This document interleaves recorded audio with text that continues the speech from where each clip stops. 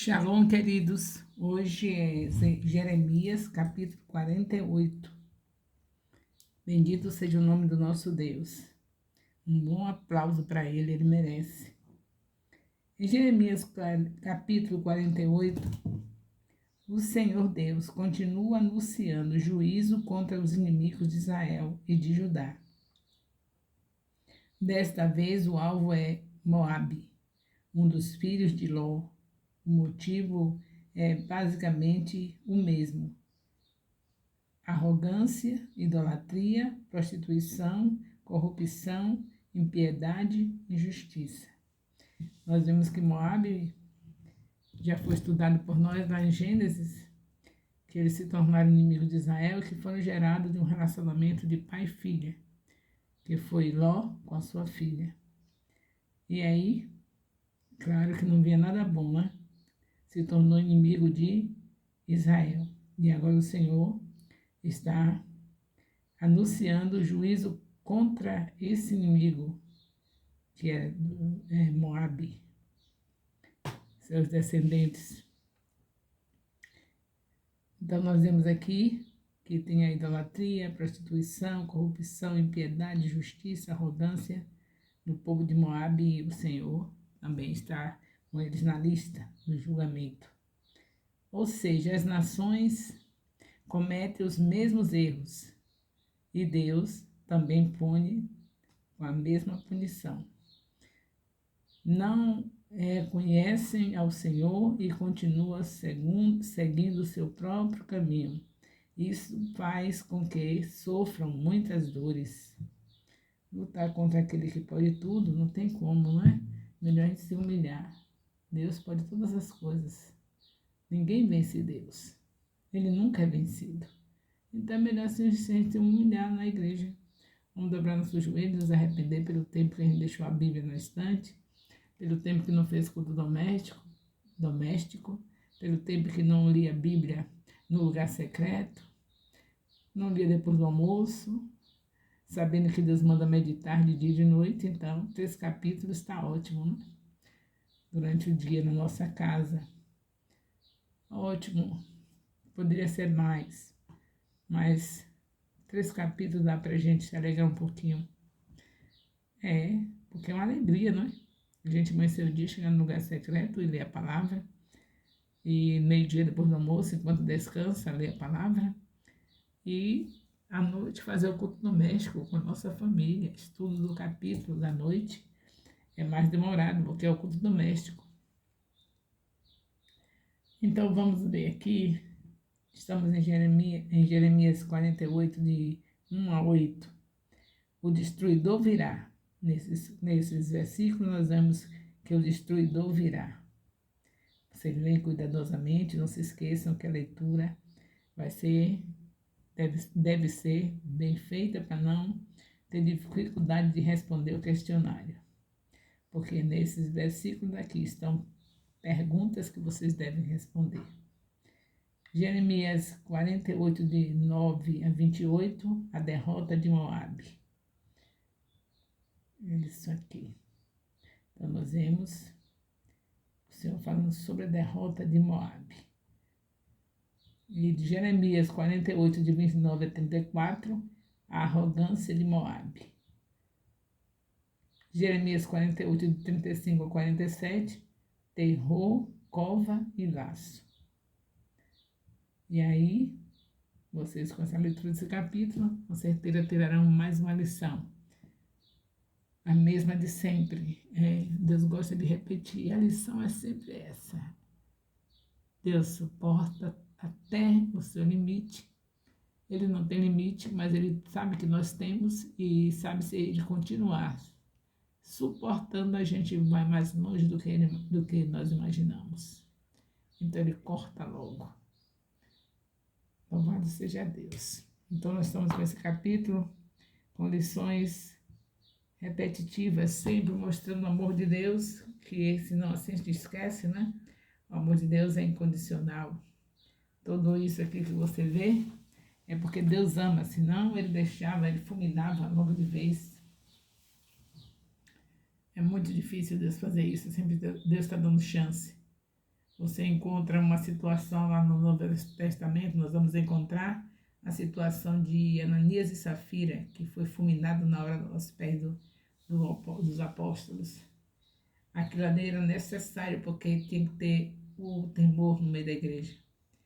E aí eles mentem para Deus, pensando que estava mentindo para o líder, mas estava mentindo para Deus. A gente esquece que o líder é representante de Deus. E eles foram fulminados em plena segunda aliança. E a gente pensa que na segunda aliança, Deus não faz coisas assim como fez na antiga, né? Na primeira aliança. Ele faz, ele já provou que faz. Agora, Deus tem tido misericórdia de nós, que a gente não tem visto, né?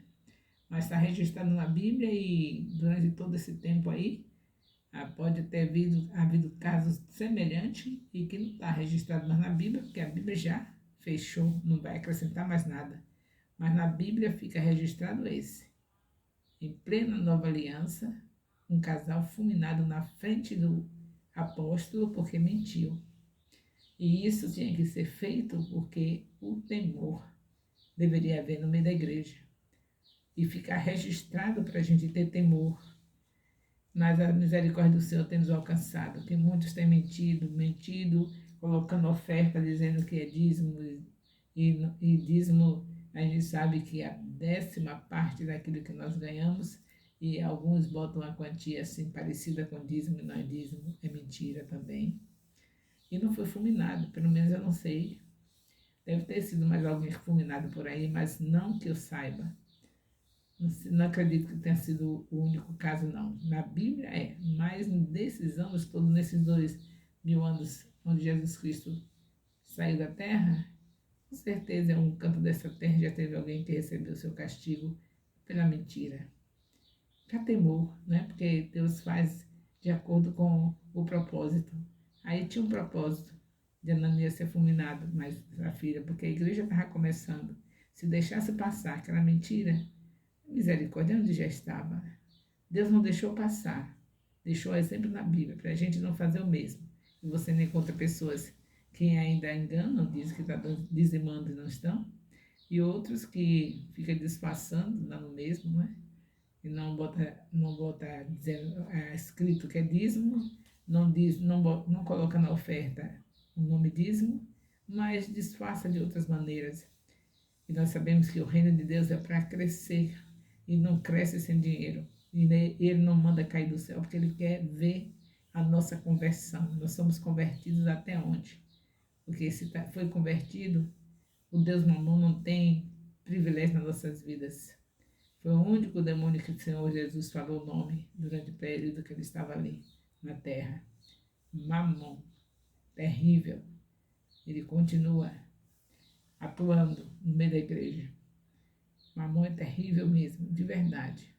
A gente, vamos dizer assim, que os israelitas adoravam vários deuses e Deus castigava o tempo todo por causa disso, para poder eles voltarem a se arrepender. E hoje nós sabemos que o Mamon vale por 1000 deuses. Além dos deuses do coração, ainda tem esse bem visível, porque a gente vê que a raiz de todos os males, como diz a própria Bíblia, é o dinheiro. Por que é que as igrejas, os templos estão vazios? Não tem pessoa para orar, por causa do dinheiro. Há 20 anos atrás, quando começamos esse ministério, 25 anos atrás, eu já lutava para ter alguém para orar. Para não ir para o templo sozinha, até porque se eu quiser orar sozinha, é bom orar na minha casa, sozinha, no meu lugar secreto. Mas quando a gente vai ao templo, a gente pensa em ter outras pessoas para concordarem com nossos pedidos de oração. Então, não é um desejo que seja bobo, não. É um desejo sério, porque a gente ora em casa sozinho, não é isso? No lugar secreto, delícia, você e Deus, a sua intimidade. Ou enquanto faz as coisas da casa, está ali conversando com Deus. Mas a gente vai ao tempo que quer pessoas juntos. Quanto maior o número de gente, amém, glória a Deus, sim, meu Deus, assim mesmo, meu Deus. Isso anima a gente, nos ajuda a estarmos com mais fé, confiante que Deus vai ouvir. Deus ouve em casa também, é claro, na sua intimidade com o Senhor. Mas aí nesse momento da intimidade é mais para a gente adorar do que para pedir. Então, queridos, é desse jeito aí. Não tem pessoas para orar. As viúvas estão na correria.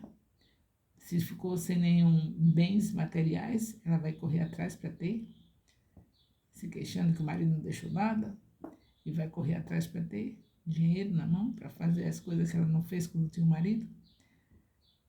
E os demais, cada um correndo atrás de alguma coisa, e tudo depende de dinheiro, tudo é dinheiro. E os templos sem cumprir o propósito, sem a igreja cumprir o propósito, que é casa de oração. Chegando os cultos atrasados por causa de dinheiro, não faz culto de oração no templo por causa de dinheiro, tudo é um mamon, e ele está aí em jogo. Então Jeremias está aqui, Jeremias 48, está falando da situação. Agora o Senhor pegando Moabe, nação inimiga de Israel, por causa da arrogância, da idolatria, da prostituição, corrupção, impiedade, injustiça, e com isso tudo aí, o dinheiro está no meio. Pode botar fé que está no meio o dinheiro. Arrogante porque tem dinheiro, arrogante, idolatria, vai dinheiro no meio, os presentes para os deuses, tem que comprar e custa caro, eles têm que trabalhar para ter. Os deuses não poupam, né? Os deuses, você vê que as pessoas hoje fazem uma fortuna para fazer oferenda para os deuses. Tem dinheiro, tem que ter dinheiro, tem que trabalhar muito para ter dinheiro. E a prostituição requer dinheiro, corrupção, o dinheiro está no meio, impiedade, o dinheiro está no meio, injustiça. E hoje não é diferente. Por que a igreja está vazia? Já falei. Eu estou falando vazia, principalmente o culto de oração. Por quê? Porque nós mulheres, gananciosas que somos, correndo para ter coisas supérfluas, muitos maridos apoiando, gostando, para ele também ter coisas supérfluas. Porque se for coisas que são lícitas, não precisa você correr atrás. Deus lhe dá, busca o reino primeiro. Agora, supérfluas mesmo, Deus não vai dar. E por isso que você corre atrás. E aí haja dinheiro para comprar coisas supérfluas. Quantos sapatos, quantos vestidos, quantos ternos, quantas calças, quanto tudo. Eu estou falando das coisas mínimas, sem contar daqueles bens materiais, aquelas reformas da casa, aquela coisa toda, o tempo todo. Dinheiro. E no fim, não tem dízimo, porque o dinheiro foi nas coisas supérfluas. Não tem oferta, porque o dinheiro foi nas coisas supérfluas. Não tem primícia, porque o dinheiro foi nas coisas supérfluas. E o evangelho sendo retardado. Porque eu não posso ir para os lugares se não tiver primícia. Eu tenho que ter primícia, porque eu não vou no lugar que você vai. Eu vou em lugar que tem pessoas pobres. Eu não fico na casa da vizinha falando de Jesus somente, não. Não é só na casa da vizinha que está do mesmo nível meu, que tem comida para comer. Não é somente lá, não. Eu vou no lugar onde tem pessoas com fome. E se eu não estiver sendo primiciada, se não estiverem me dando as primícias, eu vou fazer o quê? Vou fazer com que, se o meu trabalho é fazer o reino crescer, eu não estou trabalhando com trabalho secular. Você sabe que se eu não quisesse viver para o reino, eu poderia estar trabalhando. Porque se eu estou trabalhando nessa idade, com 75 anos, aqui dia e noite, madrugada, fazendo vídeos, eu podia ter um colégio bom, que eu sou professora, e ser uma dona de um colégio bom e estar na luta, na correria. Poderia, mas eu não posso fazer isso porque Deus me colocou na frente de um povo para ensiná-los a viver o reino em primeiro lugar. Então depende disso, de ter primícias, porque eu não vou ficar dentro da cidade vendo as pessoas nos bairros marginalizados, entregues a Satanás, cada dia mais revoltados e querendo tomar posse de toda a cidade, em toda esquina, em todo lugar. Nós temos que ir para o evangelho, porque só o evangelho pode transformar a vida deles. E lá tem que gastar. Então, queridos, em nome de Jesus, vamos entender que Israel é um exemplo para nós. Está aqui na Bíblia para isso. Um exemplo de desobediência e um exemplo para poder a gente não fazer. A gente não está pensando que isso aqui é para a gente copiar, não é? O Senhor deixou isso para a gente não fazer, para não sofrer as mesmas coisas. Então é desse jeito que nós vamos estar progredindo espiritualmente, se não copiar Israel. E evitar justamente a pior coisa, que atrapalha tudo, que é a ganância. É para a gente ter coisas que Deus não mandou ter. Por acaso Deus mandou, eu vou falar para as mulheres que que eu sei como são, porque eu sou mulher.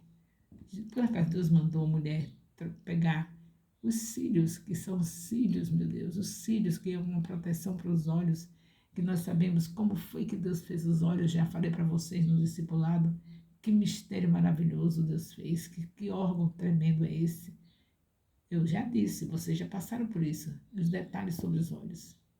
E a gente, além de gastar, ainda gasta para provocar outro gasto, porque provoca a saúde, abalar a saúde. A pessoa compra cílios, trabalha para ter cílios, para ter aquela maquiagem maravilhosa, para ter aqueles cabelos maravilhosos, porque Deus fez tudo errado. Fez o nosso cabelo errado, fez a sobrancelha errada, fez as orelhas erradas, fez o nariz errado, tudo errado. E a gente corre atrás do dinheiro, deixa de fazer a obra de Deus para correr atrás do dinheiro por coisas que Deus já fez. Deus já fez meu nariz. Deixa como ele fez assim porque ele achou que era legal. Eu não digo se for perdas, né? Por exemplo, você não nasceu para ficar banguela. Se você perdeu os dentes, claro, você tem que gastar uma prótese. Ou então fazer o implante dos seus dentes. Não é isso que eu estou falando. Isso não é supérfluo. Se você nasceu sem nenhum cabelo, careca, claro, você pode usar peruca, você pode fazer alguma coisa para poder estar com o seu cabelo, porque aí não é plano de Deus, mas o pecado traz tudo que é coisa ruim na nossa vida. A gente, mesmo que a gente não tenha culpa, pode nascer sem cabelo, pode nascer com o nariz torto, tudo bem, a gente vai fazer uma cirurgia, muita coisa ruim, mas a gente ficar procurando conserto naquilo que Deus já fez. O nariz não está torto, só porque ele é grosso ou é fino, deixa como está. Deixa como está. Agora, se for uma deformação, tudo bem. Tem que ser sábio, Deus nos fez ser sábios. Nos deu sabedoria, nós somos imagem e semelhança de Deus. Como é que a gente deixa de fazer o que Deus mandou, Todo-Poderoso, o Criador dos céus e da terra, que nos fez com as suas próprias mãos, fez tudo com a palavra, mas a nós ele fez com as suas próprias mãos, mostrando que nós somos especiais, somos imagem e semelhança dele, para a gente fazer bobagem. Passar o tempo todo gastando com coisas que é supérflua.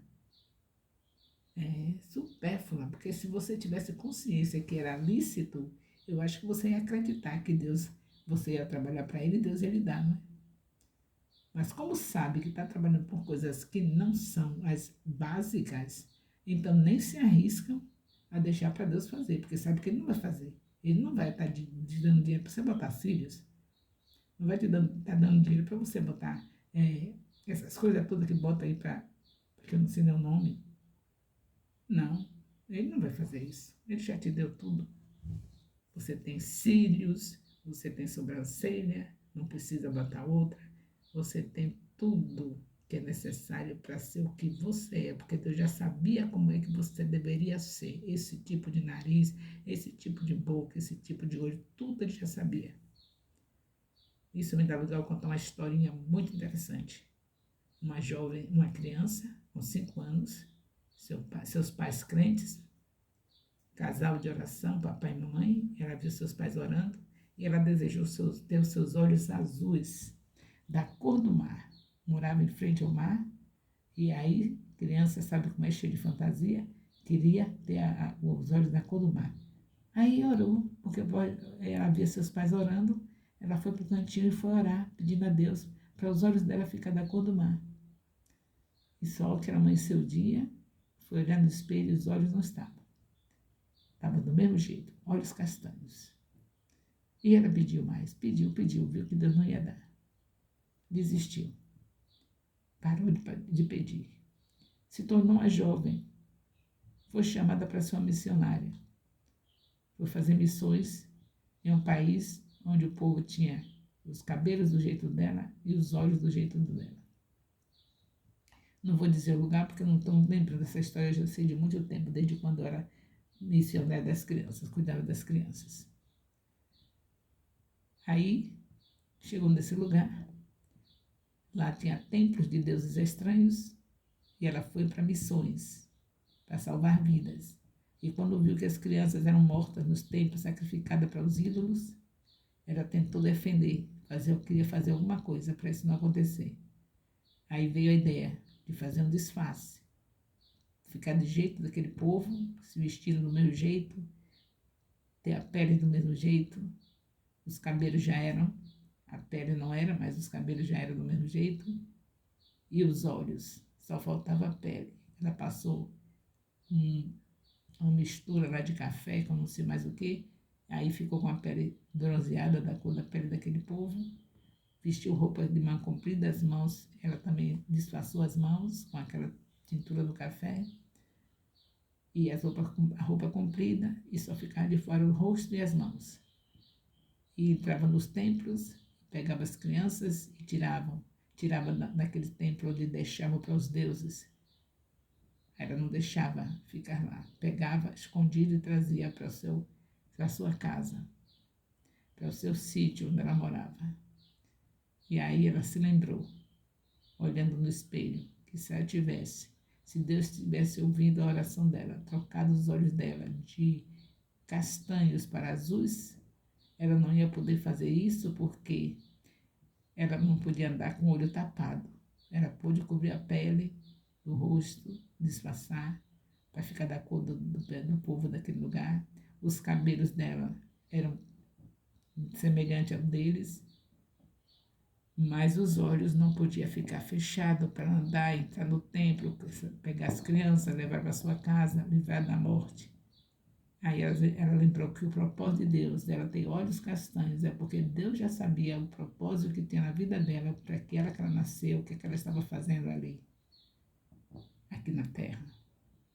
Então a gente perde muito, gastando dinheiro com coisas supérfluas, coisas que vão ser contrárias ao plano de Deus. Porque o meu nariz é assim, porque é o plano de Deus para ser. Minha boca é assim, porque o plano de Deus é para ser assim. Meu cabelo é assim. Claro que a gente, para se embelezar, pode dar uma ajeitadinha, fazer um relaxamento, para fazer alguma coisa se o cabelo é muito, muito rebelde. Mas a gente passar o tempo todo colocando coisas que não precisa. Eu tenho precisão de tirar minha sobrancelha e botar outra. Eu tenho precisão de botar outro cílio em cima desse, podendo danificar aquilo que Deus fez com tanto carinho, a complexidade que são os nossos olhos. Se você está me seguindo, você já me viu falar sobre isso, para a gente pegar e fazer isso. E o dinheiro do reino, cadê? Cadê as primícias? Cadê as ofertas? Cadê os dízimos? Cadê a ajuda para aquela pessoa que está lá naquele lugar passando fome? Cadê a ajuda para aquela pessoa que está doente e não tem dinheiro para comprar um remédio? Foi para isso que Deus nos chamou. Discipulado é muito mais do que você imagina. Não se faz com as mãos vazias. E o dinheiro não vai descer do céu. Deus derramou amor nos nossos corações para a gente viver, para servir. Romanos 5,5. Então, se é para servir, o meu trabalho é para dedicar à obra de Deus. Claro que eu tenho que ter o pão de cada dia. Esse trabalho não é para ser tirado das nossas vidas, do pão de cada dia, mas esse trabalho do pão de cada dia não impede nós fazermos a obra. O que impede é porque nós trabalhamos além da conta para ter coisas que são supérfluas. E isso influencia muito no discipulado. Que as pessoas lutam muito, aí não pode estar no templo orando, porque estão lutando muito. Há 20 anos atrás eu encontrava uma meia dúzia de pessoas para orar comigo no templo. Hoje nada, não tem. Todas estão trabalhando. As mulheres estão todas trabalhando. E as avós que podiam estar livres estão cuidando de neto para as filhas trabalharem. Tudo o contrário que a palavra de Deus ensina. Então, vamos voltar para Deus, igreja. Não vamos copiar Israel. Vamos voltar para Deus enquanto é tempo. Jesus está voltando. Nós estamos estudando a Bíblia para ver tudo que Deus deixou para nos despertar para Ele, para voltarmos para Ele, para fazermos o que Ele quer e não o que nós queremos. Ele é o nosso Criador, o nosso Senhor, o nosso Rei. É Ele que dirige as nossas vidas. Não fique dirigindo a sua própria vida. Não me deixe dirigir a minha vida. Ore por mim, que eu oro por você. Porque é para isso que estamos aqui. Para reconhecermos que somos fracos, mas que se nós nos agarrarmos em Deus e vivermos uma vida de oração, um ajuda o outro, um intercede pelo outro. E seremos sustentados no poder do Espírito Santo, e na hora que Jesus Cristo chegar, Ele vai dizer: bendito do meu Pai, venha, porque fizeste assim. Veja a lista de tudo que Jesus fala, que está nos chamando porque nós fizemos isso, isso, isso, isso. É Mateus 25, de 31 a 46. Nunca se esqueça de ler esse capítulo, porque eu sei que você lendo esse capítulo, você vai saber que vale a pena você estar estudando a Bíblia. Porque você vai saber o que é que está lhe esperando naquele grande dia. Se você crê que a Bíblia é a palavra de Deus, se nós crermos, precisamos crer. O amor de Deus, nosso Pai, a graça salvadora do nosso Senhor Jesus Cristo, a comunhão do Espírito Santo seja com todos os discipuladores e discípulos do Ministério Apostólico Internacional, Filho de Jerusalém, desde agora e para sempre. Amém.